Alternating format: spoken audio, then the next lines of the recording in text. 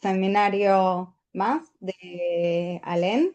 Soy Paola Andrenacci, soy parte del comité científico. Me acompaña también Enzo Goncalves, que también es miembro del comité científico, y nos convoca hoy en el marco del Día Mundial de Concientización sobre la Fertilidad, que se conmemoró el pasado 4 de junio, este webinar sobre el rol del licenciado en nutrición en el cuidado de la salud.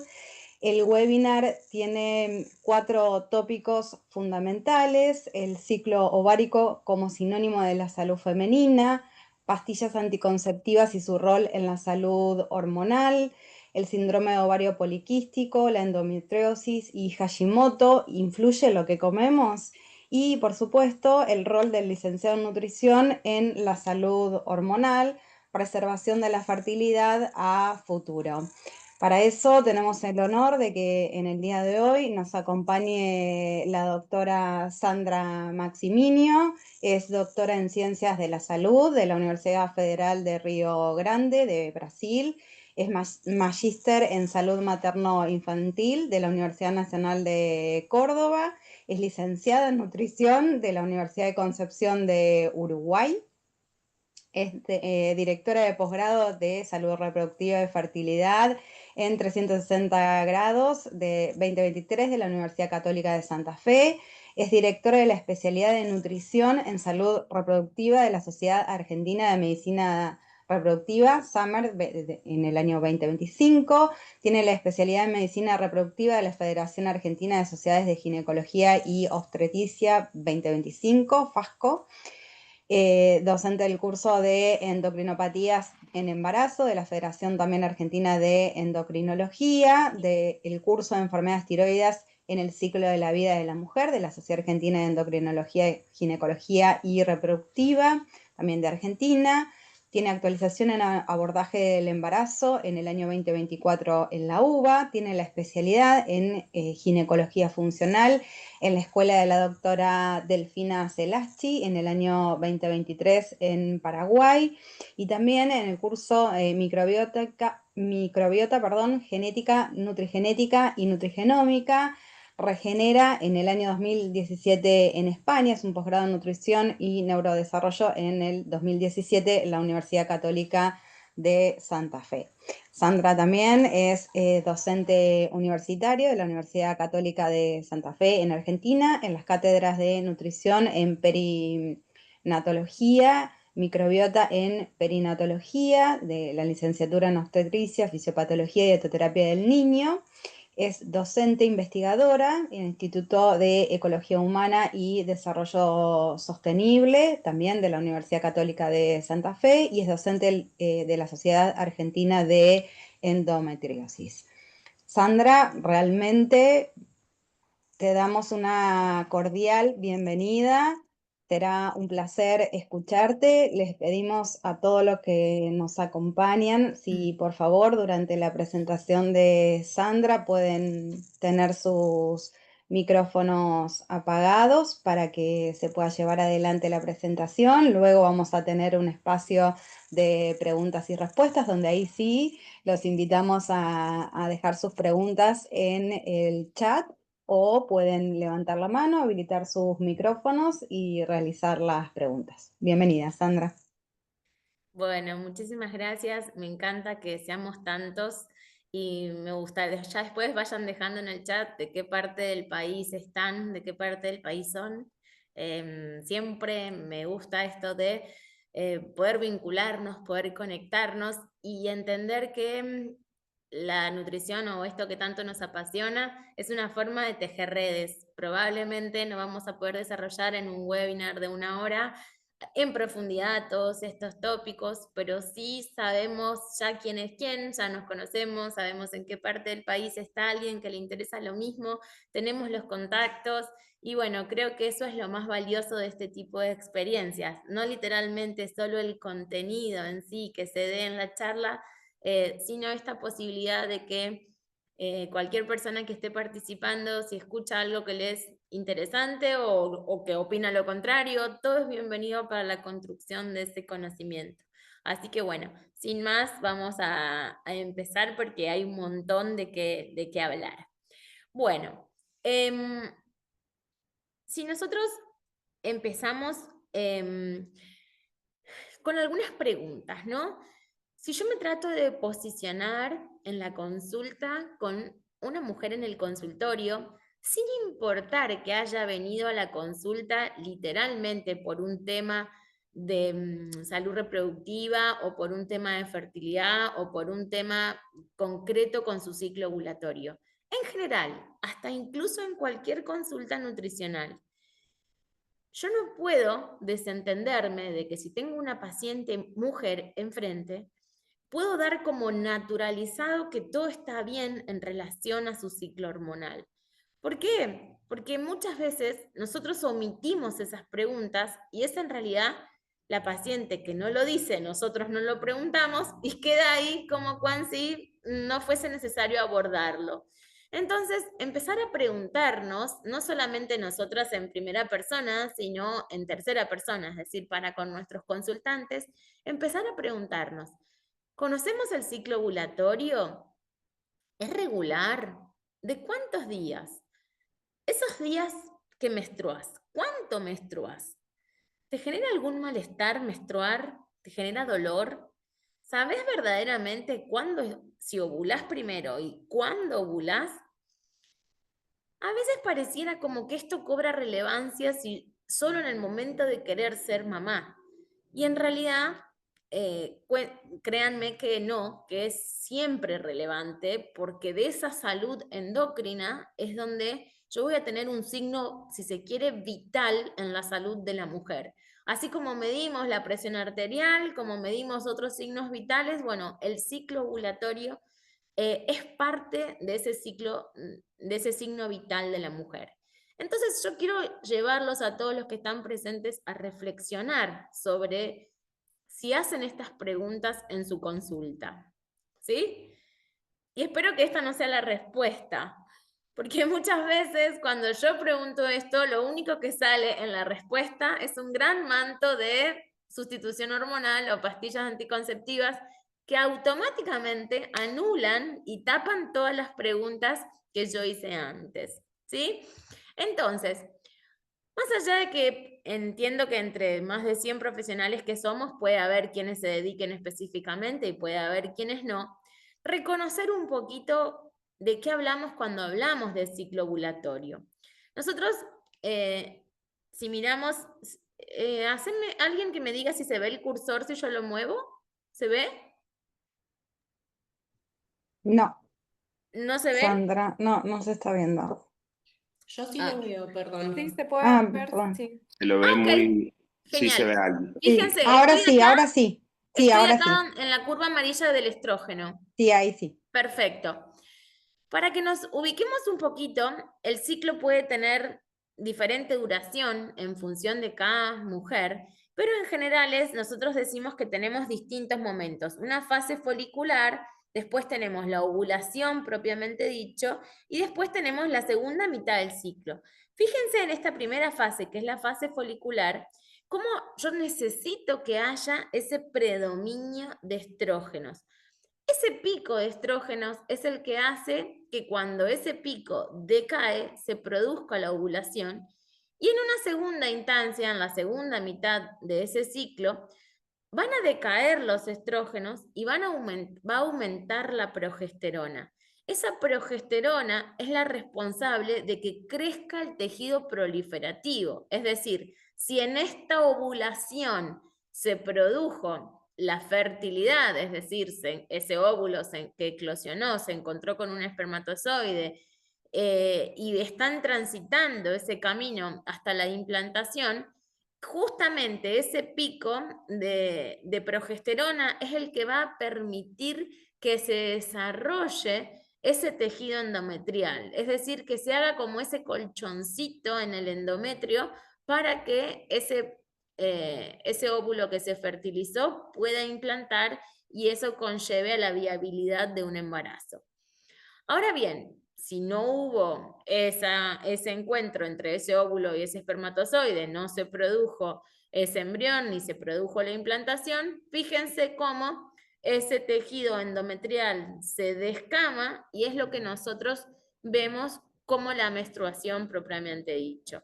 Pero fíjense que también, si yo lo miro a nivel ovárico, esto es lo que pasa en el ciclo en sí, pero a nivel ovárico hay una deprivación de hormonas. Esa ciclicidad que van sosteniendo las hormonas tiene una profunda y directa correlación entre lo que comemos, entre la microbiota y entre nuestro eje intestino-cerebro.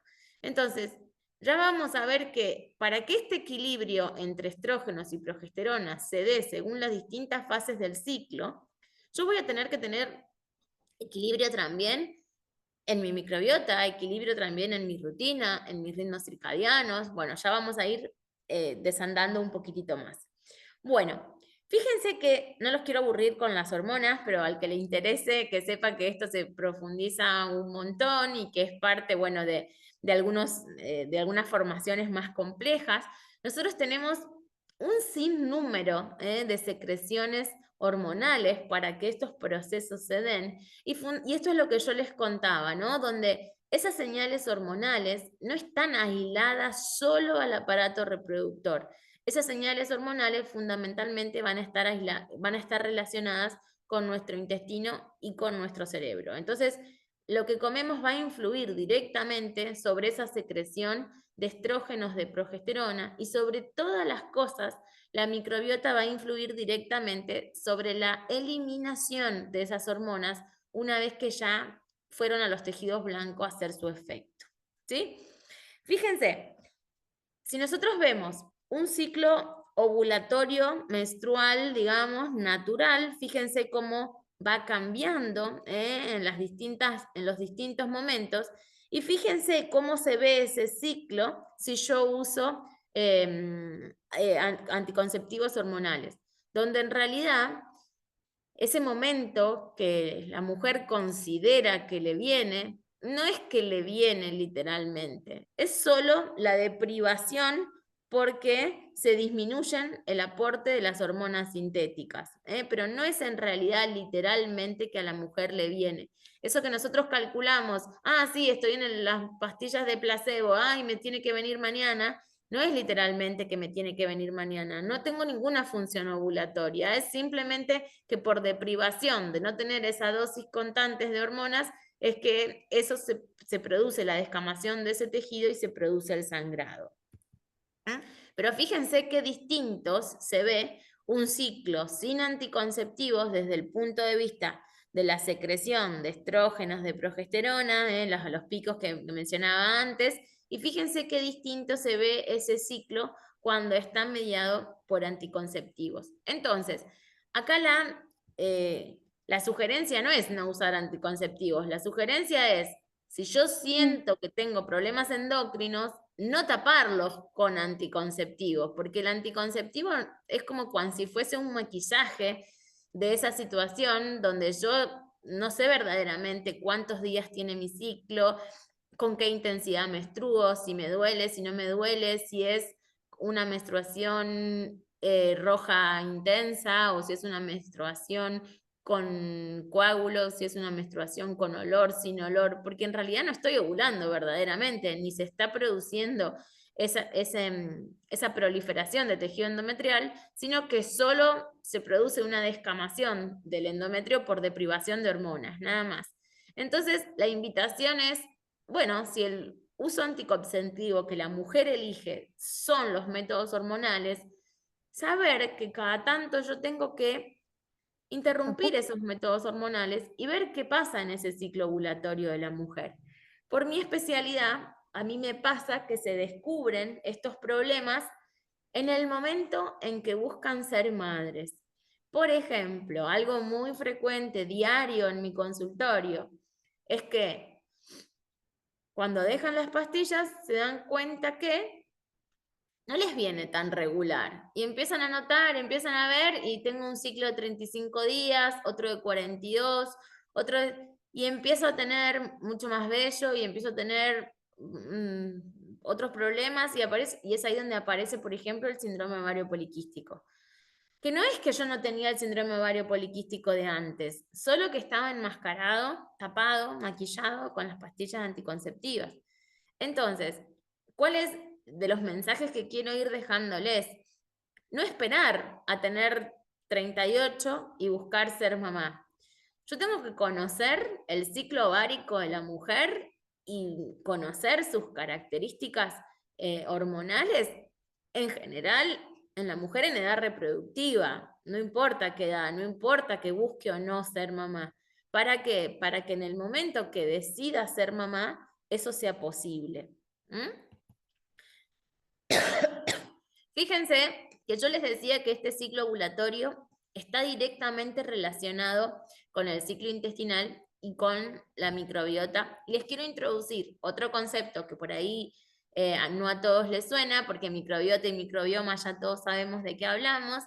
Cuando hablamos de estrobolomas, es una definición más puntualmente que implica el conjunto de genes microbianos especializados en regular el equilibrio entre la correcta reabsorción intestinal y la correcta eliminación de los estrógenos. Entonces, ¿se acuerdan que yo les dije que esas señales hormonales iban a estar directamente relacionadas con lo que pasaba en el intestino?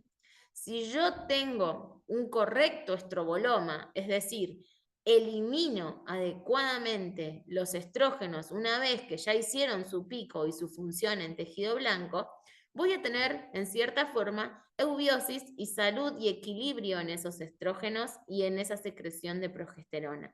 Pero el problema es que si yo tengo una disbiosis a nivel intestinal y tengo afectado mi estroboloma, esos estrógenos no van a eliminarse adecuadamente. ¿Sí? Nos vamos a ir metiendo un poquito más en el tema de los estrógenos, y así como hoy voy a hablar mucho de estrógenos, sepan también que a veces se da el escenario contrario, se dan los problemas hormonales o endocrinos o la fertilidad por déficit de progesterona, ¿sí? Pero en general, por los temas que voy a hablar hoy, vamos a hablar más puntualmente de la secreción y la eliminación de los estrógenos. Cuando hablamos de estrógeno, no solamente, como ya dijimos, regula el ciclo ovulatorio, sino que va a influir sobre la función de los neurotransmisores, va a influir sobre el metabolismo de los lípidos, hidratos de carbono y colesterol. Si yo no tengo colesterol, vamos a repasar esto dentro de un ratito más tarde, si yo no tengo buen colesterol, no voy a tener síntesis endocrina, eso es una cuestión fundamental en las mujeres, en nuestros pacientes. Cuando analizamos el perfil lipídico, bueno, ok, verlo con otros ojos y no es literalmente lo que nos machacaron a morir en la universidad cuando estudiamos, sobre todo los que estudiamos hace muchos años como yo, donde el colesterol era siempre malo. El colesterol es bueno y es necesario para determinadas funciones. La síntesis de hormonas no se produce si yo no tengo colesterol, si no tengo sustrato para que esas hormonas se produzcan. Los estrógenos van a tener que ver también con la parte de la mineralización ósea, y sobre todo si hay alguien que se dedique a menopausia, esto lo tiene muy claro, porque ese es el principal problema cuando la mujer deja de menstruar, bajan los estrógenos y entonces tengo mayor riesgo de osteoporosis. También va a participar, por supuesto, en la formación de músculo, de colágeno, en la pigmentación de la piel y en un montón de otras funciones secundarias. Es decir, que necesitamos tener valores adecuados de estrógenos. Fíjense lo que yo les comentaba del estroboloma. Una vez que... hay otra imagen más. A ver, perdón. Esta, perdón, ya después vuelvo. Pero fíjense, por si alguien está medio perdido, fíjense, acá nosotros vemos en dónde se producen estrógenos. Los estrógenos se producen en el ovario, en las glándulas suprarrenales y también en el tejido adiposo. Esto también va a influir, porque no va a ser lo mismo una mujer bajo peso que una mujer con sobrepeso o con una mujer con obesidad, porque a mayor cantidad de tejido adiposo voy a estar secretando también mayor cantidad de estrógenos. Ese estrógeno va a tener varias fases de deconjugación en el hígado, que ya las vamos a ir a ver, y una vez que sale del hígado, va a necesitar pasar obligatoriamente por intestino para poder ser eliminado por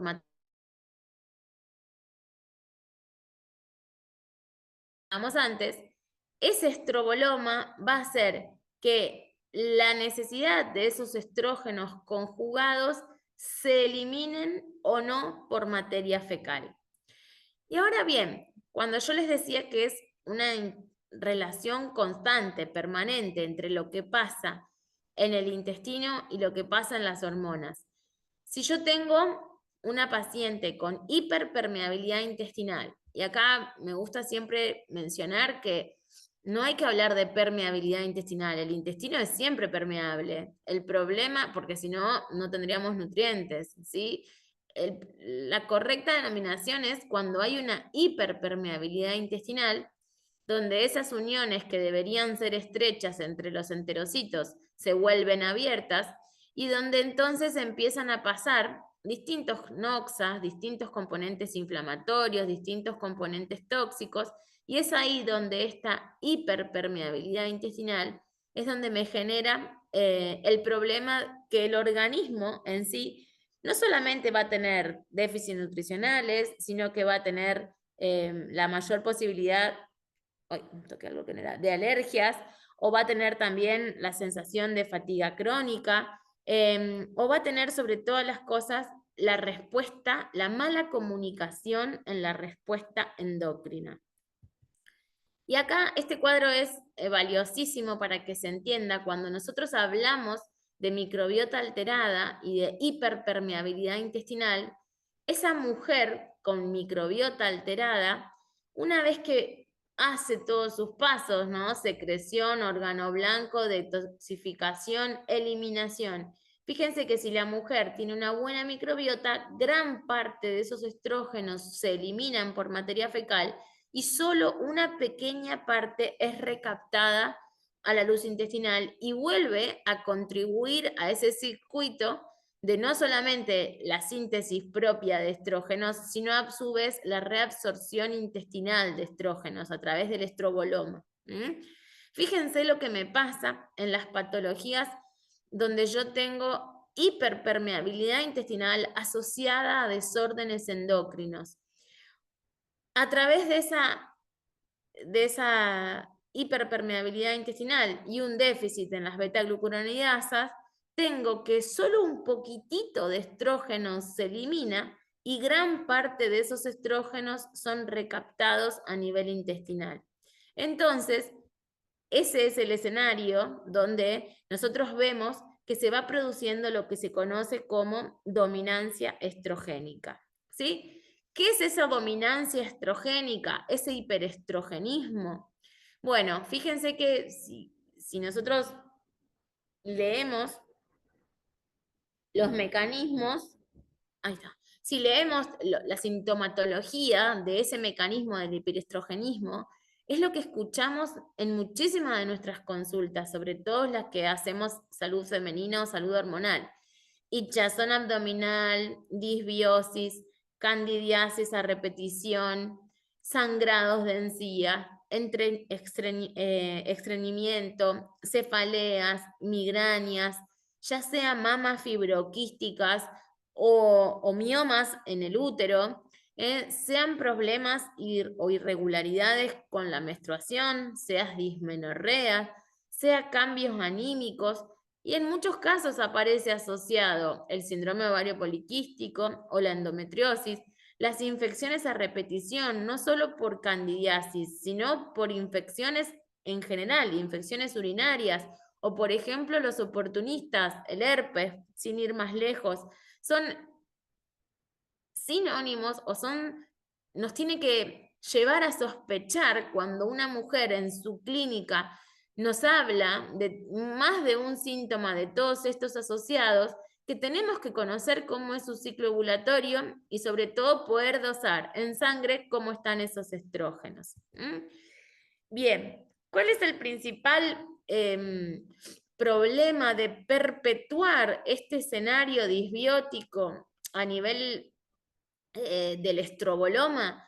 Que esa dominancia estrogénica no solamente puede llevar a la posibilidad del síndrome ovario poliquístico, de la endometriosis, sino que puede desencadenar otras patologías autoinmunes o puede terminar en cánceres hormonos-dependientes. Acuérdense que la gran mayoría de los cánceres de mama son estrógenos dependientes, y así como también nosotros lo podemos lo podemos ver o observar en una mujer que tenga mayor síntesis de estrógeno o una mala detoxificación, es decir, no una adecuada eliminación de esos estrógenos, por eso el balance sea positivo.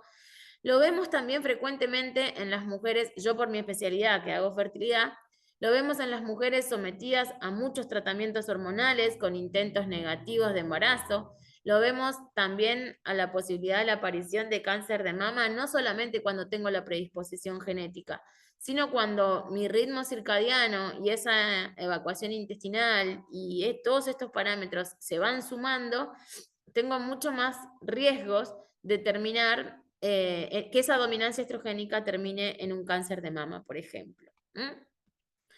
Hay otra condición indispensable, les traje el intestino en todos los gráficos posibles, pero cada uno tiene un aspecto que me gusta más a señalar. Este me encanta cómo se ve, ¿no? Esa rotura de la capa de moco, y yo siempre pienso a los patógenos o se los traduzco a mis pacientes en el consultorio como barra brava. Si yo tengo un barra brava queriendo entrar al estadio, no pasa nada porque la policía lo va a contener y eso no va a hacer daño.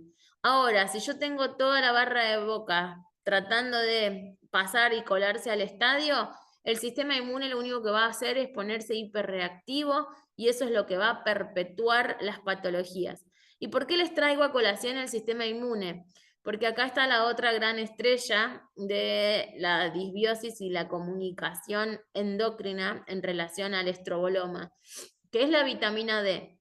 Nosotros tenemos estudios que prueban directamente la asociación entre el déficit de vitamina D y esa disbiosis intestinal que llevan a que haya más Clostridium, que haya más Pseudomonas, que haya más Firmicutes, y sobre todas las cosas, ese exceso de beta-glucuronidasa que hace que, yo se los mencioné antes, haya más recaptación de estrógenos a nivel intestinal. Entonces, a su vez, si yo tengo déficit de beta-glucuronidasa, voy a tener no solamente más reabsorción intestinal, sino que voy a tener ciclos más cortos, y al tener ciclos más cortos, en cada ciclo voy a estar teniendo más y más estrógenos, o sea que voy a perpetuar esa dominancia estrogénica. ¿Sí? Cuando hablamos entonces de esa dominancia estrogénica, no solo pensemos los estrógenos que producen los ovarios, las glándulas suprarrenales y el tejido adiposo, también tenemos que pensar en todos los otros estrógenos a los cuales hoy, lamentablemente, nuestra forma de vida nos ve en una exposición desmedida. Sobre todas las cosas, ¿por qué? Porque tenemos los senoestrógenos que vienen desde los químicos, desde los tóxicos, desde la acción sobre los disruptores endocrinos, que hoy no voy a llegar a hablar de ese tema, pero los que me conocen saben que es un tema que trabajo mucho, que me encanta, que en salud hormonal no es posible no trabajar en conjunto con tratar de minimizar la acción de la disrupción endocrina, ¿sí? Y sobre todas las cosas, en esa alteración, que no es solamente que tengo exceso de estrógeno, sino que puedo tener baja progesterona, se suma un factor más, que es las sustancias estrogen-likes. ¿Qué quiere decir esto? Quiere decir que hay sustancias que no son verdaderamente estrógenos, pero que funcionan como si lo fueran. Entonces, no es solo el estrógeno que produce la mujer, sino que hoy por hoy tenemos, por ejemplo, sustancias que no son estrógenos, pero tienen la funcionabilidad de como si fuesen estrógenos, como pueden ser, por ejemplo, la Drexleusia, que es un microorganismo aislado en las paredes intestinales y que viene a cambiar esta microbiota. ¿Y en dónde encontramos la Drexleusia? En las isoflavonas de la soja. Pero si nosotros pensamos puntualmente, la gente nos puede decir, pero yo no como soja. A ver, es un error creer que no comemos soja. La persona que coma ultraprocesados, desde una galletita, un jugo o lo que fuere, está comiendo intrínsecamente en la formulación del producto, está comiendo soja. Y eso es uno de los desequilibrios que más se está sumando, digamos, a los desequilibrios normales que puede tener la mujer por su propia síntesis de estrógenos o por su recaptación a nivel intestinal. Tenemos que sumar que hay sustancias que funcionan como si fuesen estrógenos sin serlo, desde la incorporación de alimentos ultraprocesados. O sea que ahí tenemos un argumento más, como si todos los demás fuesen pocos, pero un argumento más para no consumir alimentos ultraprocesados, ¿sí? Y en esto es un poco lo que les quería contar, ¿no? De que ya no hablamos de situaciones distintas, sino que ya es todo parte de la misma triada. El considerar la salud hormonal, la fertilidad, la microbiota o el exceso de exposición a disruptores endocrinos, ya está totalmente confirmado esa relación simbiótica, pero lamentablemente para mal, ¿no? Simbiótica patológica. Entonces, en realidad, cuando hablamos de cuidar la salud hormonal, doy un paso más. No es solo conocer mi ciclo ovulatorio, es también, por lo menos en la mujer en edad fértil y sobre todo en la adolescente, controlar medianamente esa sobreexposición a disruptores endocrinos. Por si alguien no sabe o no escucho nunca hablar, los disruptores endocrinos son sustancias químicas que ocupan el lugar de la hormona, el receptor hormonal queda llenando, queda como que ese lugar estuviese lleno por la hormona, ocupado por la hormona, pero lo que pasa es que cuando la hormona en verdad llega a hacer su función, el lugar no se puede utilizar porque está ocupado por este ladrón, por este impostor, ¿no? Entonces, eso hace que la célula se quede sin la respuesta hormonal y que la hormona quede sin poder ejercer su función. En esa discomunicación a nivel endocrino es donde mayor sea la exposición a químicos, más va a estar afectando en esa disfunción hormonal. Y en esto es importantísimo la excreción o la función de detoxificación hepática. ¿Por qué? Porque no es solo que no hace su función, sino que esa hormona, pongamos el ejemplo que veníamos trabajando, el estrógeno que queda suelto, si no es adecuadamente, no ejerce su función y no es adecuadamente eliminada, voy haciendo como una endotoxicidad donde cada vez tengo más dominancia estrogénica. ¿Cómo nosotros podemos pensar en disminuir esa carga de químicos? Bueno, trayéndolo a la consulta, preguntando qué tipo de recipientes usan, si usan plásticos, si no, interiorizarnos, formarnos un poco en disruptores endocrinos, saber, por ejemplo, que hay situaciones químicas que no podemos evitar, pero que hay situaciones que son totalmente innecesarias. Ayer justamente leía un artículo en Infobae de unas científicas del CONICET, si no recuerdo mal, no me acuerdo si Mar del Plata o La Plata, pero que estudiaron fundamentalmente la incidencia de las lámparas de las uñas, de secado de las uñas, esas uñas que se usan ahora, sobre la toxicidad para las adolescentes que lo usan. Y los resultados son terribles. Entonces, a esto me refiero yo cuando tenemos que cuidar o tener un cierto criterio en la salud hormonal de nuestras adolescentes fundamentalmente. ¿Por qué? Porque las adolescentes son las que no tienen responsabilidad sobre el uso de químicos, están expuestas a alcohol o a consumo de alcohol permanentemente, Si le sumamos las tinturas de pelo, las uñas y todo lo demás, es una exposición a químicos desmedida. No conocen su ciclo porque todas tienen algún método de anticoncepción hormonal. Y cuando créanme que se acuerdan, después de que toda esa etapa pasó y se terminaron su carrera y se compraron la casa y se acuerdan que quieren ser madres a los 38, estos ejes están tan deteriorados que esa reserva ovárica es muy baja, es de muy mala calidad y donde la salud reproductiva, créanme, que no es posible. Entonces, yo que trabajo incansablemente en esto, ¿es posible o es parte de nuestro compromiso como nutricionistas explicar que esa microbiota disbiótica va a alterar las hormonas? Es parte de nuestro compromiso saber que conozcan su ciclo, es parte de nuestro trabajo ver que esas disbiosis no es solo malestar intestinal, las disbiosis tienen consecuencias. Fíjense en esta imagen cómo se ve bien clarito, cómo los disruptores endocrinos hacen que el pico de estrógeno sea siempre pico, pero fíjense que el valle nunca es el mismo valle, ¿eh? Con la disrupción endocrina queda siempre más alto. Entonces, esto también va contribuyendo a esa dominancia estrogénica que lleva a patologías tan nocivas como el síndrome ovario poliquístico o la endometriosis. Los estrógenos tienen muchísima relación con la microbiota, con la inflamación, con la disminuir la sensibilidad en la tolerancia a la glucosa, tienen impacto sobre la obesidad, tienen impacto sobre digamos, la relación, como veníamos diciendo, entre las proteobacterias, los firmicutes y tiroidetes, que como nosotros sabemos ya se asocian a la obesidad.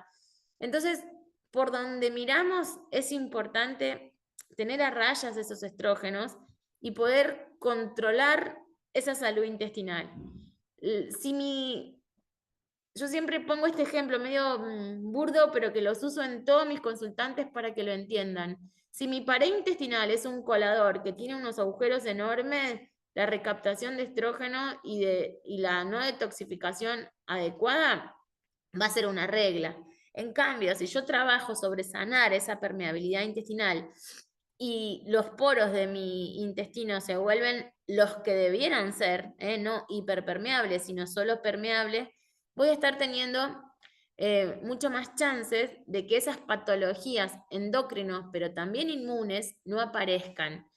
Y acá es importante, bueno, esta es una imagen de un paper que uso muchísimo, que me encanta, porque no solo muestra cómo se deteriora ese estado de eubiosis a través del consumo de ultraprocesados, sino cómo esa hiperpermeabilidad va activando a mi sistema inmune y a mis macrófagos.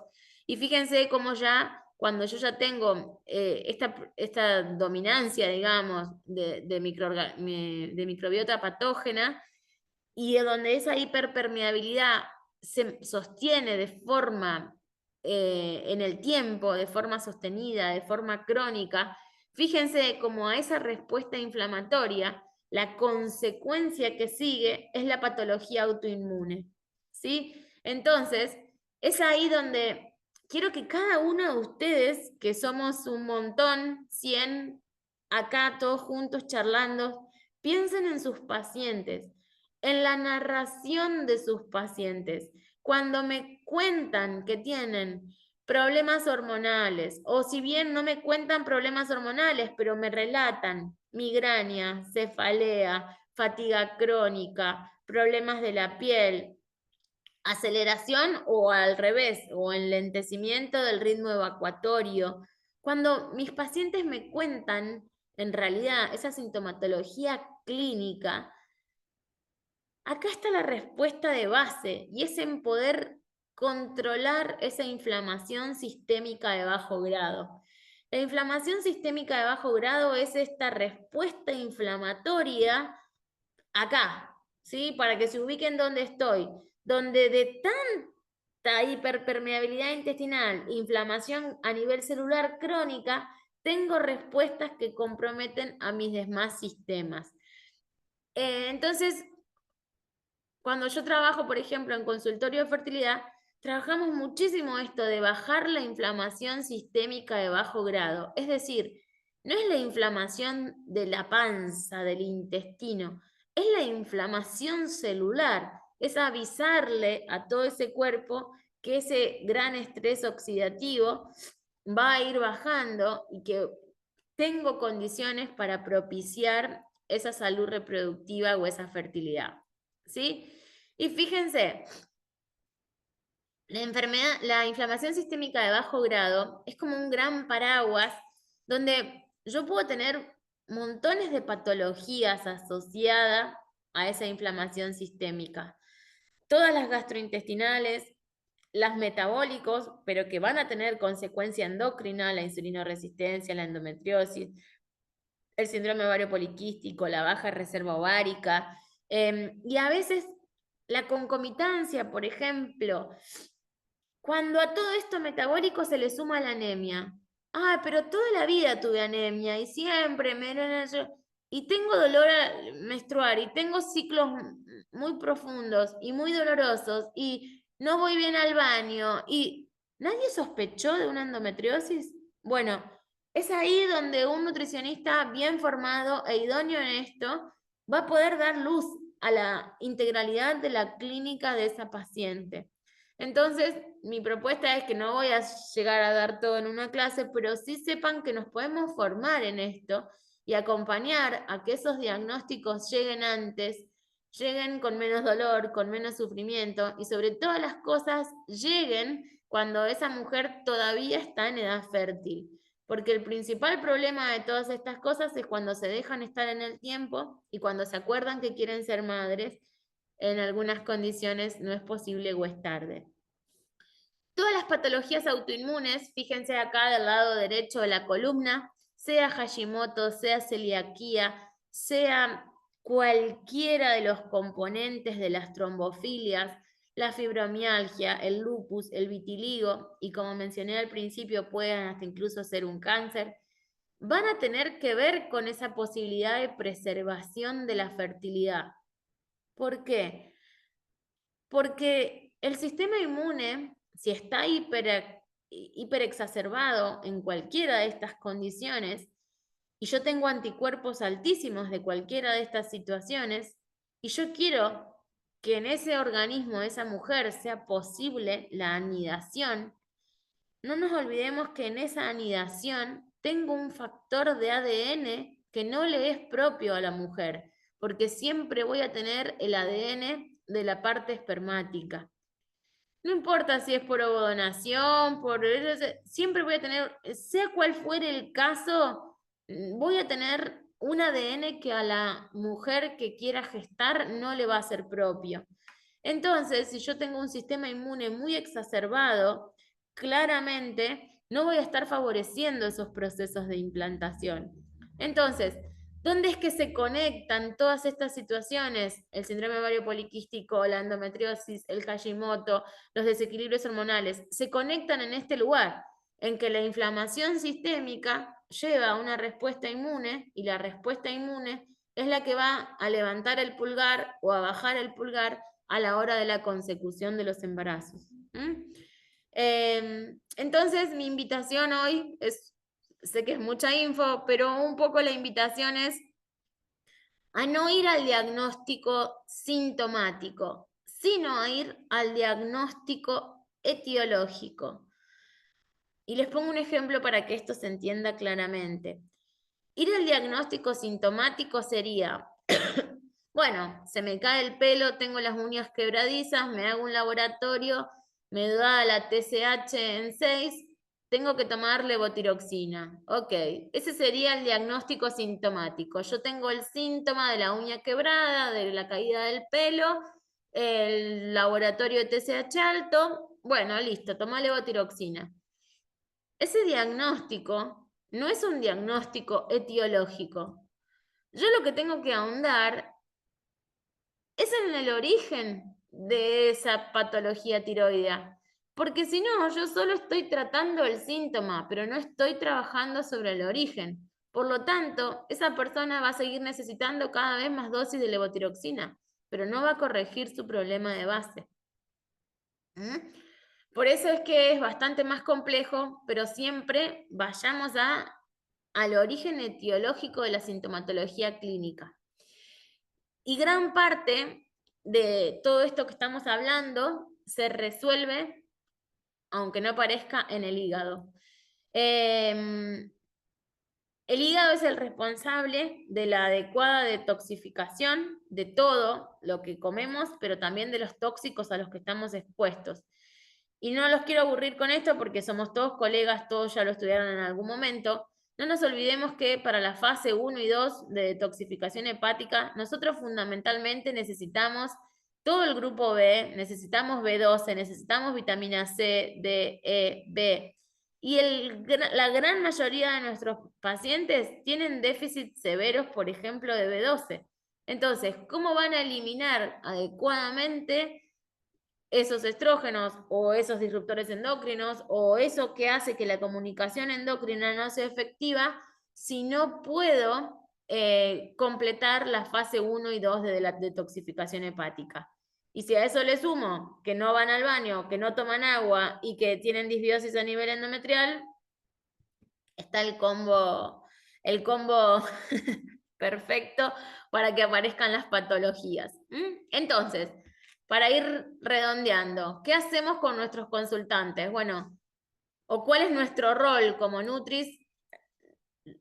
Yo lo digo en primera persona porque es lo que yo hago con mis consultantes. Después cada uno podrá revisar sus prácticas profesionales.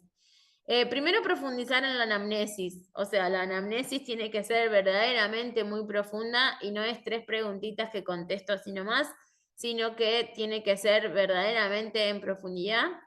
Saber que esa persona, si tiene un desequilibrio estrogénico u hormonal en general, vamos a necesitar de trabajarlo en equipo con endocrinólogo, con ginecólogo. A veces cuidados con los ginecólogos o con los endocrinólogos que minimizan. Sí, tomar la levotiroxina y nada más.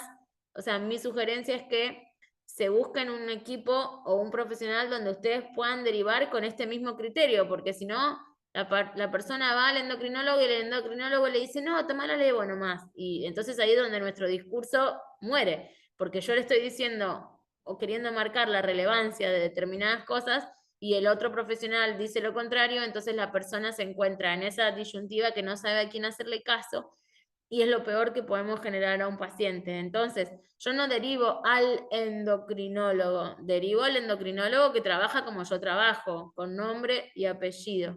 Es difícil, pero hay que ir haciendo esa red de profesionales, porque si no, el discurso no tiene la misma coherencia. Entonces, como dijimos, de ser posible que los químicos y los disruptores endocrinos no ingresen a nuestro organismo, si ingresan, que haya la adecuada detoxificación hepática, ¿sí? Tratar de, con cuestiones simples, pero por ejemplo, enseñar a leer las etiquetas, no solamente como en algún momento enseñamos de los alimentos, las etiquetas de todo el bagaje de químicos que nos ponemos en el cuerpo sin darnos cuenta.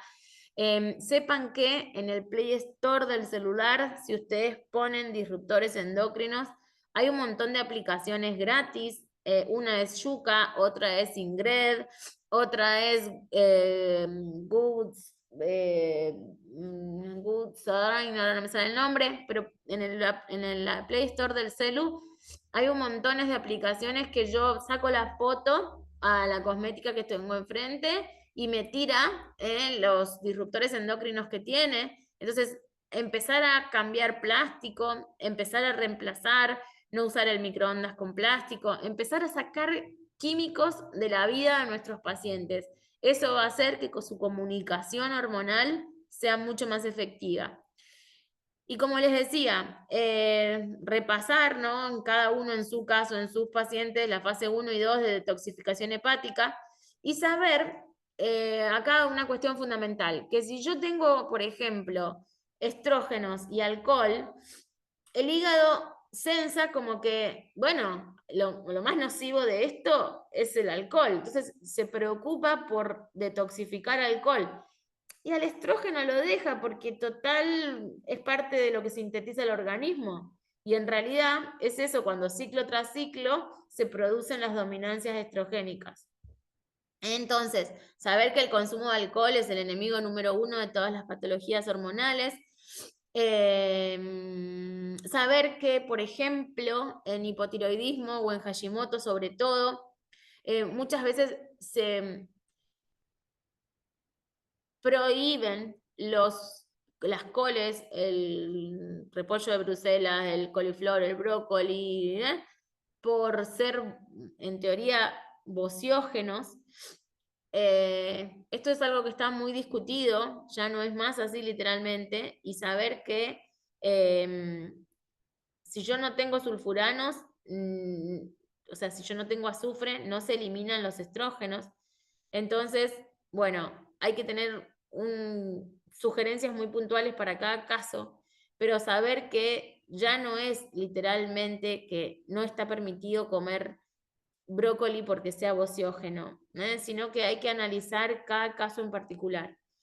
Cuidar también ese consumo de agua y esa excreción renal es fundamental, y el reposo intestinal ni que hablar. Bueno, no me voy a detener en esto porque ya todos sabemos la escala de Bristol, los polifenoles y todo lo demás.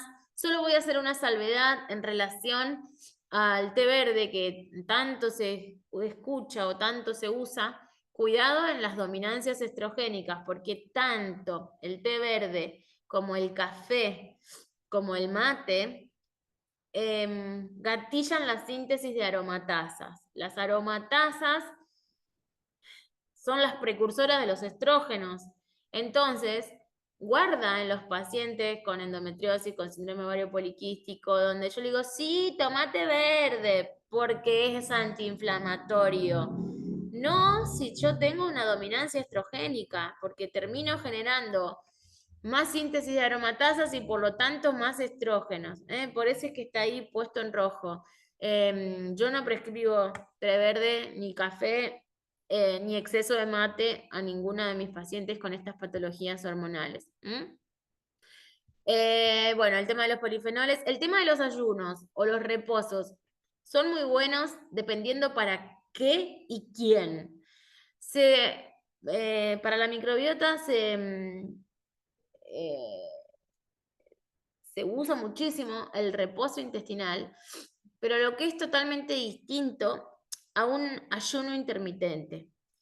El ayuno es muy bueno en determinadas condiciones, pero por ejemplo, cuidado con nuestras pacientes con endometriosis, la gran mayoría son bajo peso.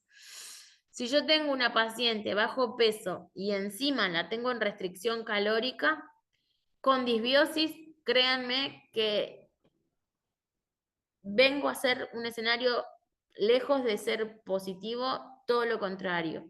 Y ni que hablar, si estoy buscando embarazo, los reposos intestinales están bien, pero nunca se aconseja un ayuno de más de 12 horas porque no hay embrión que pueda subsistir en hipoglucemias de menores de 70. Entonces, mucho cuidado con lo que escucho literalmente, y por eso que es como hay una necesidad imperiosa de formarse específicamente en salud hormonal o en fertilidad, en el caso de todas las colegas que quieran hacerlo. Ya después al final le vamos a pasar un aviso parroquial en relación a eso.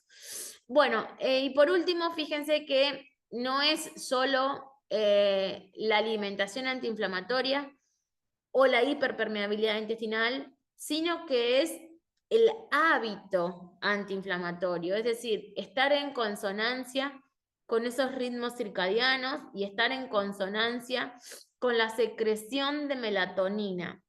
Este es un cuadro que uso muchísimo, sobre todo para mis alumnos. Fíjense que esta es la onda donde se inhibe la secreción de melatonina. ¿Por qué vuelvo a la melatonina? Porque la melatonina es la hormona que gatilla toda la cascada de síntesis endocrina, y si yo no tengo una adecuada secreción de melatonina, lo que la gente cree culturalmente es que voy a tener insomnio, y no es literalmente solo que puede ser concomitante la expresión del insomnio. El problema es que si yo no tengo melatonina no se sintetizan todas las demás hormonas. Y yo, para lograr un adecuado ciclo ovárico, tengo que tener una adecuada secreción endocrina día a día, noche a noche. Fíjense cómo la luz roja no inhibe la secreción de melatonina, pero fíjense cómo la luz azul sí. Entonces, todas estas pacientes que nos refieren desórdenes en su ciclo ovulatorio, pero después se quedan con el celular o con TikTok o con Netflix hasta las 2 de la mañana, acá puede estar la punta del ovillo, en que su organismo empieza a secretar melatonina adecuadamente. Hasta incluso los que hacemos fertilidad, hoy por hoy sabemos que es un suplemento que usamos para determinados casos activar a restaurar ese circuito endocrino. Entonces, la necesidad entre ese equilibrio, entre ese día y esa noche, y la necesidad en revisar en profundidad todos nuestros hábitos para que la salud hormonal verdaderamente sea efectiva. Y siempre reevaluar. Una paciente que empezó conmigo hace 3 meses, hoy no es la misma. Entonces, siempre apoyarnos de la sintomatología clínica del paciente y siempre apoyarnos de los laboratorios. Y en esto sé que me meto en un lugar áspero porque muchas obras sociales no cubren los laboratorios de determinadas cosas, como por ejemplo la vitamina D o determinadas cosas que estuvimos hablando. Bueno, yo en lo posible trato de establecer escala de prioridades, qué laboratorio pido y qué laboratorio no pido, pero nunca trabajo a ciegas, o sea, nunca suplemento a ciegas, nunca trabajo a ciegas, nunca doy pautas a ciegas. En mi consulta, la persona que no llega con los laboratorios en mano, no avanzo con el plan alimentario.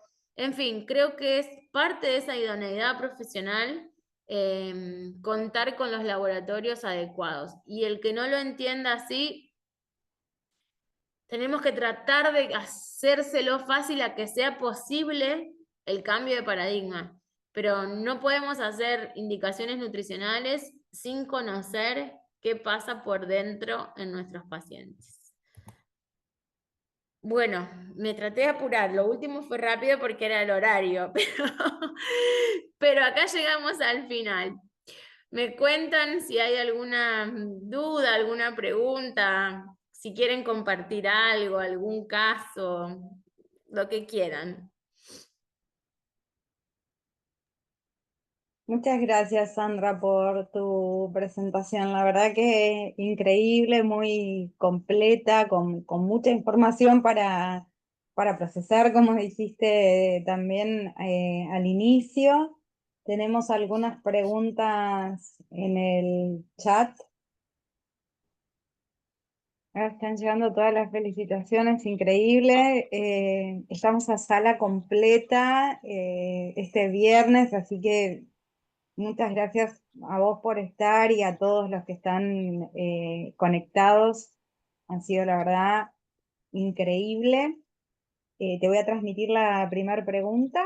Es ¿cuánto tiempo se recomienda suspender los anticonceptivos para realmente cómo saber cómo es el ciclo ovulatorio, para ver realmente cómo es el ciclo ovulatorio? Bueno, ¿quién hizo la pregunta? Me hizo Katia Katia, Sander. está buenísima la pregunta, Katy. Hay mujeres que en un ciclo recuperan su ciclo, porque al no tener las hormonas exógenas, en un ciclo recuperan su ciclo. Y hay mujeres que están el tiempo de 3 ciclos y no lograron uno. Entonces, en realidad, no hay una única respuesta a tu pregunta, Katy, porque dependerá de cuál es la respuesta ovárica, hipotalámica, hipofisaria de esa mujer. En algunos casos, si todo funciona bien, se ve rápido que funciona bien, sigo con mi método anticonceptivo sin ningún problema. Pero cuando no se restaura, es porque ahí está el problema, ¿sí?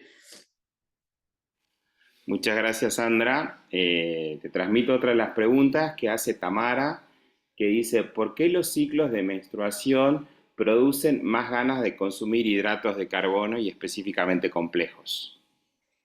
Específicamente chocolate. Sí, yo creo A que más ver, simples que complejos. doy una clase entera de eso, es hermosísimo entender la ciclicidad femenina, donde tenemos esta demanda mayor de carbohidratos, como de esta cuestión así de la recompensa, porque el organismo hace un esfuerzo enorme en sintetizar hormonas. Entonces necesita mayor cantidad de azúcar en sangre y por lo general socioculturalmente no nos sentimos bien y vamos a la gratificación de lo que nos gusta. ¿Se entiende? Pero vamos a la gratificación de lo que nos gusta socioculturalmente por no sentirnos bien, no porque necesitemos el chocolate. Nosotros necesitamos más carga de grasa porque los esteroides, esto que yo les decía del colesterol, es lo que sintetiza hormonas. Lo que pasa es que nosotros aprovechamos y ya nos fuimos para el chocolatito, el heladito, pero en realidad necesitamos más cantidad de azúcar en sangre y de grasa de calidad para sintetizar hormonas. Es por eso. Excelente, Sandra, muchas gracias. Hago esta, Pau, y después ya una aclaración, porque justo preguntan que estábamos grabando, si lo van a poder visibilizar después a la grabación. Y le queremos comentar a todos que sí, que la estamos grabando y desde mañana va a estar disponible en el canal de YouTube de Alem. Así que seguramente pueden seguirnos en las redes sociales y ahí se va a publicar el link, o si no, directamente seguir el canal de Alem de YouTube y ahí va a estar a partir de mañana esta grabación. Perfecto. Voy a pasar a la siguiente pregunta. Muchas gracias, Enzo. La siguiente pregunta es de Macarena. No, perdón, de Agustina. ¿Y usás en la práctica suplementación con inositol? Sí, es como, no en todos los casos, en los casos donde se necesita, pero sí uso.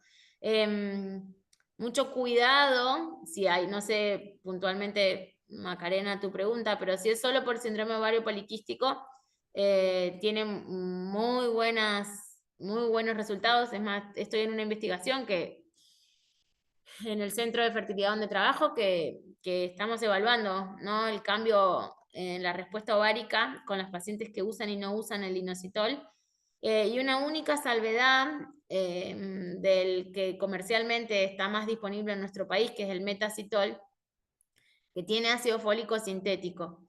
Esa única salvedad porque hay mujeres que tienen mutación al gen HTMRF, que es la metiltetrahidrofolato reductasa, que son mujeres que no pueden usar el ácido fólico sintético y toman el metacitol creyendo que les va a hacer un bien y lejos de hacer un bien hace un mal. Entonces en ese caso hay que ir al inositol, demioinositol y chinoinositol, en su versión, digamos, no comercial, asociada a ácido fólico sintético. Perfecto. Bien, Carolina, bueno, dice que es súper interesante y muy completa, así que agradece un montón la presentación.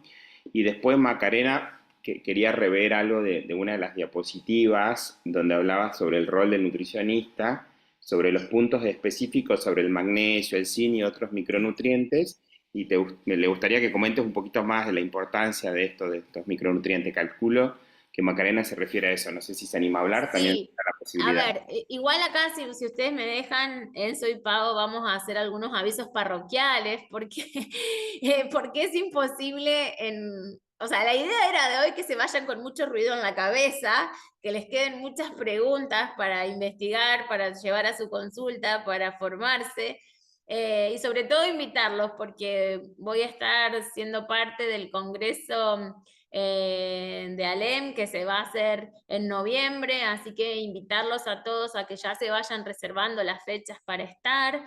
Y por otro lado, a la que le interese puntualmente la salud hormonal, yo soy docente, trabajo en distintas plataformas. Tengo unas clases que doy en el Instituto Universitario Vive Sano, que ahí es un diplomado en bienestar integral de la mujer. Todas estas clases están ahí bien desarrolladas y eso es a nivel Latinoamérica, y a nivel Argentina estoy dirigiendo un posgrado que es en Nutrición y Fertilidad de la Sociedad Argentina de Medicina Reproductiva, así que la que quiera formarse, sepan que hay alternativas para formarse en este tipo de cuestiones puntualmente, porque en una charla de 1 hora es imposible abordar todas las respuestas, pero bueno, si era puntualmente al selenio o al zinc o a los minerales en sí, yo los uso mucho, pero en general no los uso de forma sistemática, los uso cuando tengo el laboratorio o la clínica del déficit. Bien, hay otra pregunta y es, ¿qué pasa con la indicación de eliminación del gluten en Hashimoto? A ver, vieron que yo les mostré esa imagen que eran las 3 partes de cómo se va rompiendo el intestino y cuando llega la respuesta autoinmune. Una de las formas de sanar pared intestinal es sacando o disminuyendo gluten. No es la indicación de celiaquía que la exclusión es total, pero sí disminuyendo. Y en esto quiero hacer una salvedad donde yo sugiero sacar gluten, pero sacar gluten y coherencia, ¿se entiende? Porque si yo saco gluten, pero después vivo ultraprocesado o alcohol o a cosas que me dañan la pared intestinal, no tiene ningún sentido sacar gluten. O si me voy a ir a todos los ultraprocesados sin TAC, porque no tienen gluten, pero tienen tantos químicos que me terminan dañando más la pared intestinal que si tuviesen gluten, entonces en esos casos no tiene sentido. Yo prescribo disminuir gluten en Hashimoto sin ninguna duda, pero lo prescribo en asociación a un montón de otras pautas. No es solo el gluten. O sea, no hay que endemonizar al gluten como tal. Hay que trabajar sobre la permeabilidad intestinal de ese paciente. Y hay una pregunta, muchas gracias, Sandra. La verdad hay muchas preguntas. Hay otra similar que es en relación entre el consumo de gluten y lácteos en endometriosis. Y también preguntan por qué se recomienda quitarlos de la dieta en estos pacientes más allá de la dieta mediterránea. No, Que a ver, va sumada a la pregunta anterior, ¿no? en endometriosis es literalmente la parte, el 4 de julio, ahí me voy acordando de más chivos, de más avisos parroquiales, perdón, el 4 de julio es en el Hospital Británico en Buenos Aires la jornada anual de la Sociedad Argentina de Endometriosis, donde también voy a estar disertando ahí. El que pueda llegarse al Hospital Británico y si no, comunicarse con la Sociedad Argentina de Endometriosis y preguntar si lo van a retransmitir de forma virtual. El año pasado se hizo de forma virtual, así que bueno, estén atentos o comuníquense con la SAE para guardar su lugar, así sea virtual, las que estén en el interior del país, y ahí vamos a estar hablando puntualmente de endometriosis. Y para el año que viene se viene la formación en nutrición en endometriosis, pero déjenme que respire con la de fertilidad porque esa ya fue complejo sacarla. El año que viene se viene la de la SAE.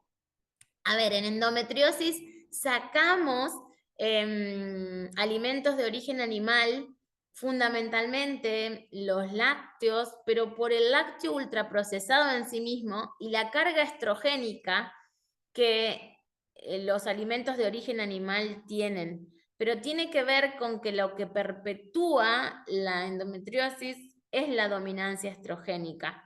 Entonces es totalmente distinto al mecanismo por el cual no se indican literalmente, por ejemplo, los lácteos en Hashimoto. En Hashimoto es por la caseína, no es por los estrógenos. O sea, son mecanismos distintos a los cuales tenemos que tener en cuenta.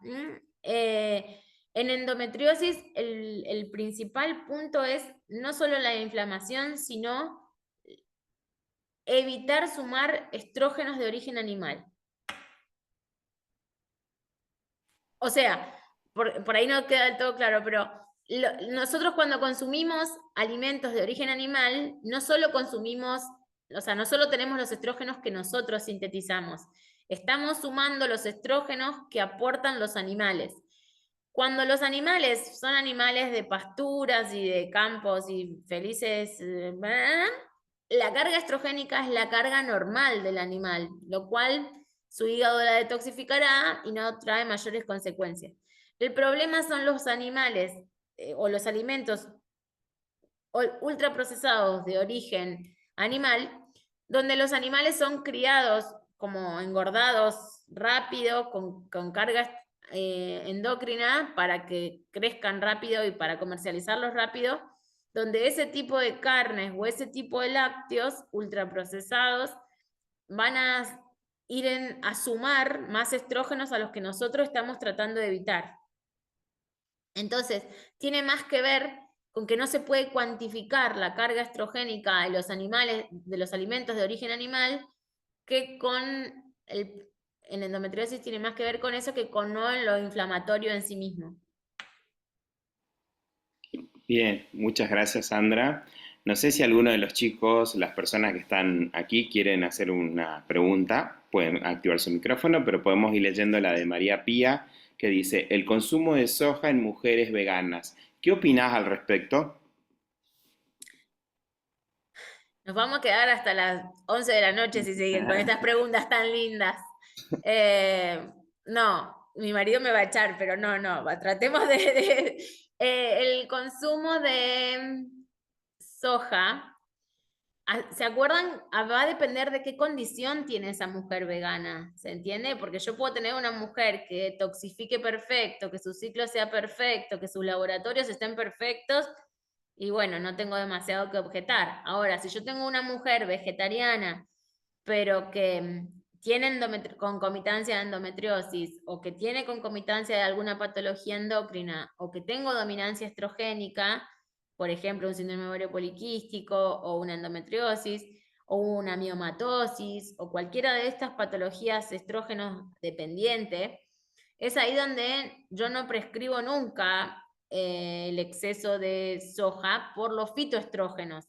Así como yo hasta recién estuve hablando de los estrógenos de origen animal, también tenemos los estrógenos de origen vegetal. Los fitoestrógenos no están solo en la soja, están en las hojas, están en las lentejas, están en fin, en las legumbres en general. Entonces, sin endemonizar, pero analizaría cuál es el caso puntual de esa mujer, ¿sí? Y si fuese que es una mujer vegana, sana, no va a estar incluyendo los estrógenos de los animales y vas a estar incluyendo los estrógenos de la soja. En algún lado los va a incluir, pero si su hígado los detoxifica adecuadamente, no es mayor problema. Trabajaría en esa permeabilidad intestinal para que ese estroboloma esté sano y esa evacuación estrogénica sea la adecuada, simplemente. Muchas gracias, Sandra. Y justo Oriana había hecho una pregunta muy similar en relación a las recomendaciones de la soja, pero creo que quedó clara. Después Milagros pregunta, ¿algún lugar donde podamos ver valores normales de las hormonas según edad de la mujer? Es complejo y no tiene que ver la edad de la mujer, sino fundamentalmente hay que saber en qué momento del ciclo ovárico yo estoy.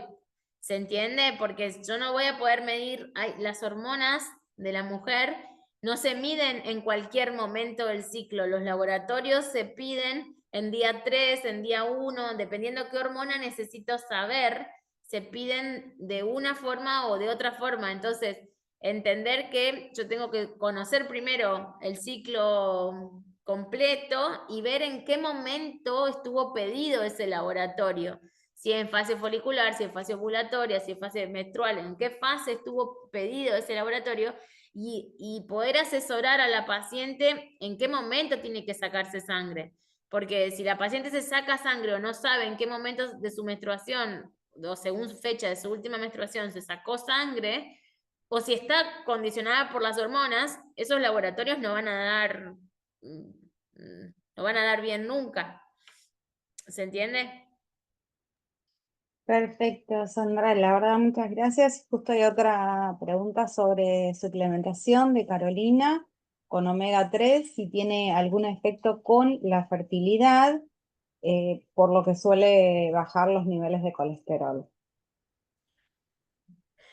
A ver, Caro, no entiendo bien si la pregunta es para propiciar la fertilidad. Si ese fuese el caso, siempre y cuando sea posible, con el poder adquisitivo de nuestro paciente, mi sugerencia es que se indique omega 3, pero sin metales pesados. ¿Por qué? Porque si en una paciente con endometriosis o que busca fertilidad o que está en tratamiento de fertilidad y va a ir a una transferencia embrionaria, por ejemplo, y yo pongo un omega 3 cualquiera, donde no tengo la certeza si tiene o no tiene mercurio, puedo tener un daño más grande del beneficio del omega 3 si estoy aportando sistemáticamente, diariamente, metales pesados. Entonces, mi sugerencia, pero esto es personal, no hay una bibliografía que así lo avale, es mi experiencia empírica de todos los días de consultorio. Si tengo un paciente que tiene poder adquisitivo para pagar un omega 3 con certificación IFOS, es bienvenido. Si tengo un paciente que no tiene la posibilidad económica de comprar un omega 3 sin certificación IFOS, simplemente no le doy el omega 3 o le explico las consecuencias secundarias que puede haber y prefiero que si no tiene el poder adquisitivo para un omega 3 con certificación, ponga ese empeño en tener una alimentación de la mayor calidad posible, pero no ir a una suplementación que me va a generar más posibles iatrogenia que soluciones. Bien, muchas gracias, Sandra. No sé si alguien de los que están oyentes se anima a activar un ratito su micrófono, así vamos interactuando. ¿Estamos tímidos? Bien, ahí voy leyendo la pregunta de que calculo que es Natalia. Dice Nati: buenas noches. Si la mujer tiene un ciclo menstrual sin tomar anticonceptivos, ¿en qué momento del ciclo se debe hacer el dosaje en sangre de estrógeno para ver si tiene hiperestrogenosismo?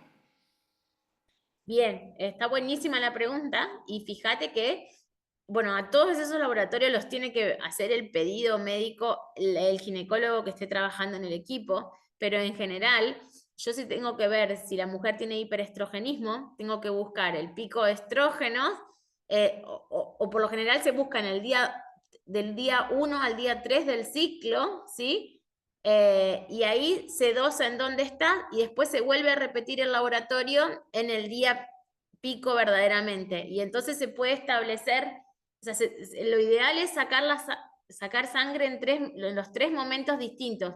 Cuando yo tengo la fase inicial, cuando tengo el pico y cuando ya tengo el descenso y la síntesis de progesterona, para poder analizar cómo es la curva completa del estrógeno. Si yo tomo una única muestra de sangre en un único momento del ciclo, voy a estar viendo como un punto aislado. Para algo más simple que todos los nutris manejamos, es como la curva de tolerancia oral a la glucosa.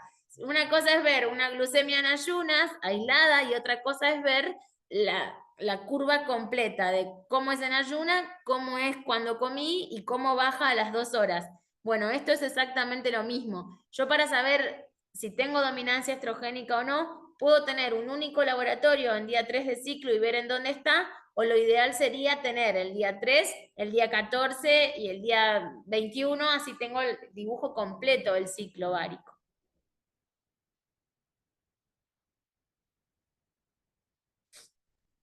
Muchas gracias, Sandra. Hay más preguntas. Dice, si por el contrario nos encontramos con una mujer con niveles bajos de estrógenos en edad fértil, ¿a qué se podría deber y qué se podría hacer desde lo nutricional? Esa es compleja y es buena también. A ver, si yo tengo una mujer que tiene déficit de estrógenos, va a tener ciclos muy cortos y probablemente no sean ovulatorios.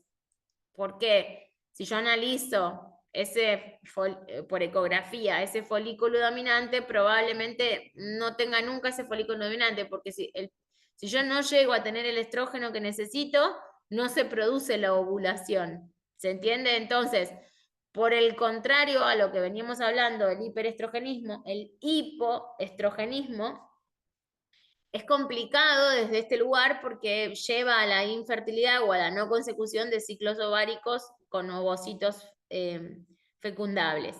Desde la alimentación no es que voy a estar literalmente sumando estrógenos porque vienen asociados a, por ahí, por ejemplo, esto que hablábamos, ¿no? De la grasa de origen animal o ese tipo de alimentos.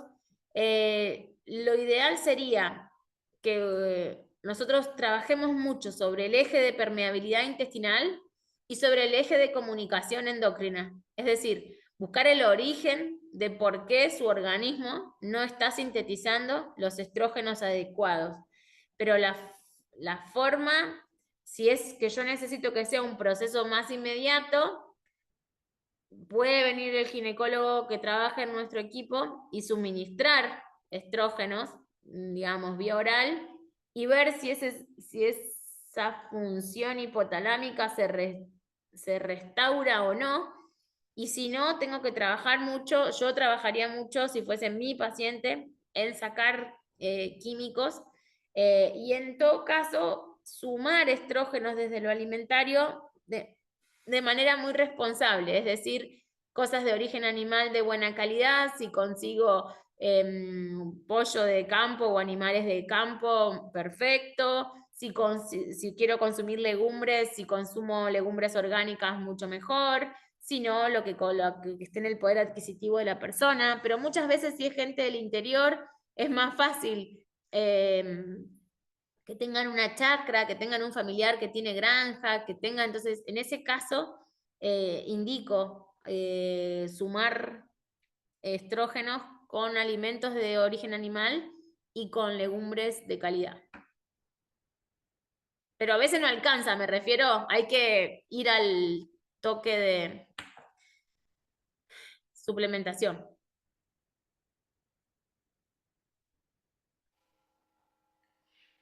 Muchas gracias, Sandra. Creo que, Pau, leímos todas las preguntas. No sé si surge alguna más, si alguien quiere decirlo, como para ir cerrando. Creo que nos pasamos bastante del tiempo, estaba muy interesante.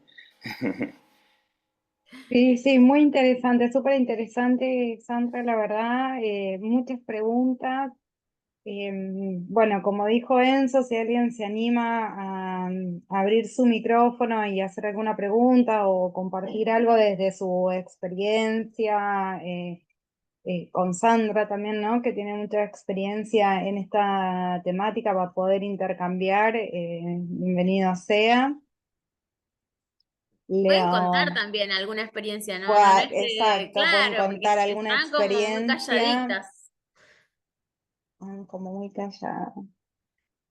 Es viernes, por ahí están. O las apabullamos, una de dos. No, Ahí está Macarena que prendió la cámara, a ver si Macarena quiere hablar. ¿Alguien quiere hablar? Hola, Macarena te Maca. saludaba. Yo me prendo si quieren, no tengo problema. ¿Cómo andan? Hola, Maca. Sí, porque si no parece que Todo estoy bien Bienvenida. hablando acá sola. No. Yo en un principio cuento mi experiencia, soy nutricionista, me conecté cuando vi el flyer en Instagram y lo hice también por experiencia personal. Vengo de una larga búsqueda de embarazo que llegó, pero luego el embarazo se interrumpió y me interesaba conocer muchísimo sobre esto.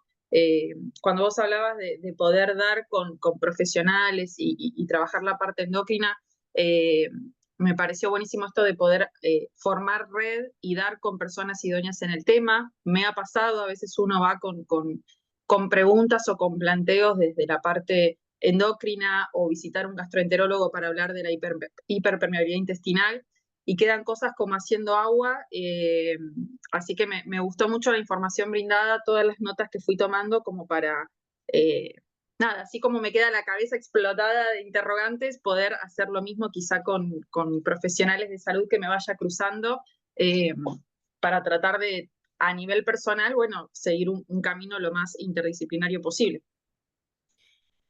Vos Así sabés, que Maca, súper que agradecida, estuvo buenísimo.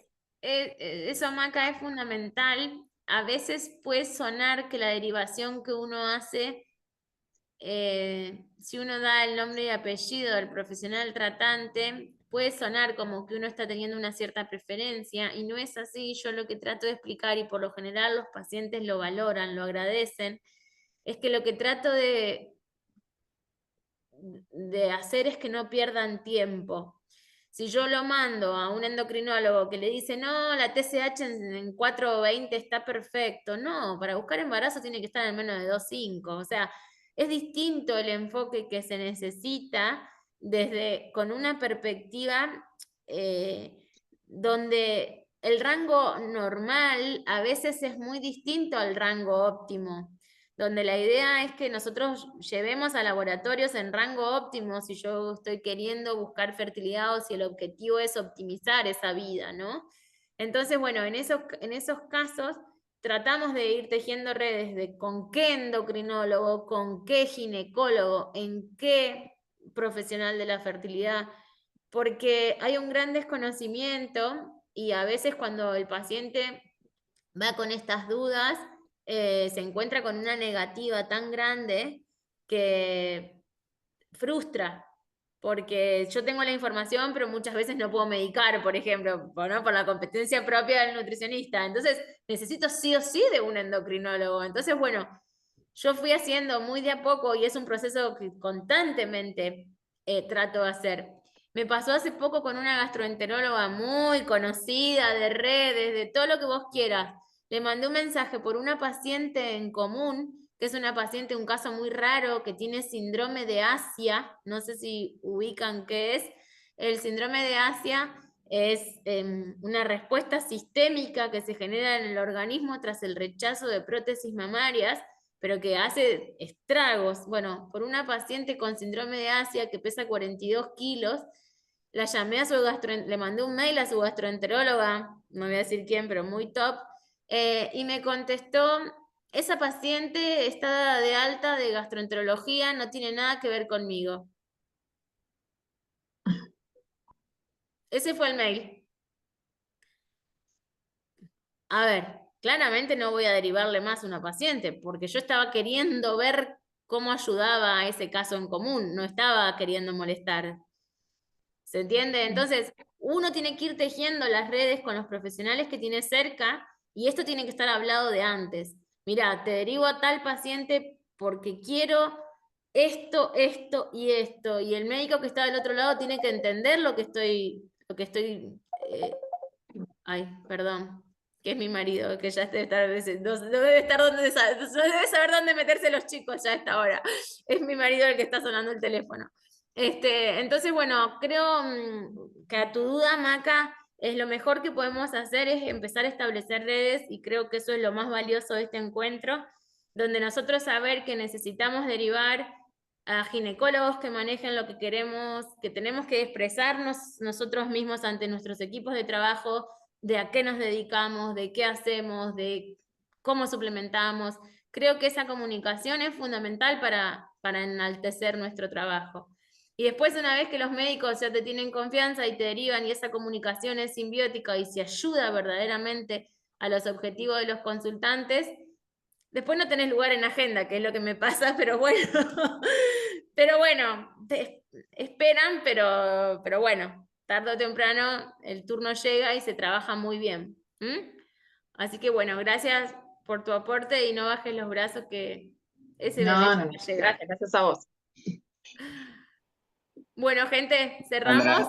muchas gracias. Te queremos agradecer por este espacio. Desde ALEM, desde el Comité Científico, agradecerle a todos los que están presentes, y comentarle que desde la asociación estamos organizando desde principio de año y hasta fin de año una serie de webinar.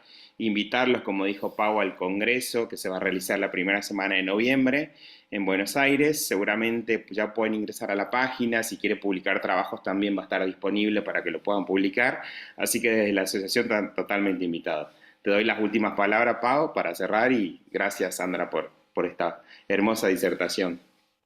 Gracias, Enzo, gracias, Sandra. La verdad que, como dijiste al principio, compartir estos espacios de intercambio y de conocimiento siempre son absolutamente enriquecedores. Estamos muy agradecidos, como dijo Enzo, desde el Comité Científico y por supuesto desde la asociación, agradecemos a todos los participantes por estar presente hasta el último momento. Has dado todo un recorrido sobre la salud femenina que la verdad ha sido increíble en el corto plazo.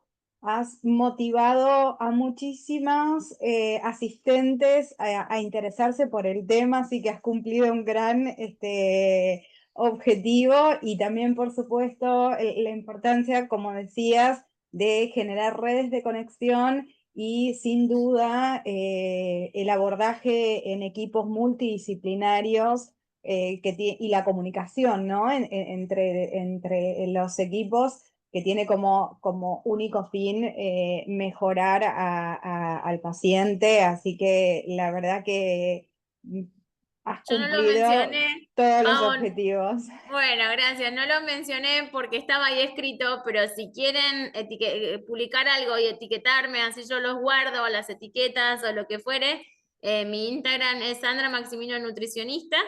Así que bueno, nada. Y también porque también nos sirve como canal de comunicación. Si hay alguna duda, alguna pregunta o alguna cuestión, la podemos también aprovechar por ese medio y estar más conectados.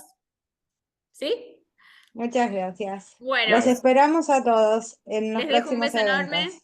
Seguimos en contacto. Chao, Gracias, hasta muchísimas luego. gracias. Hasta luego.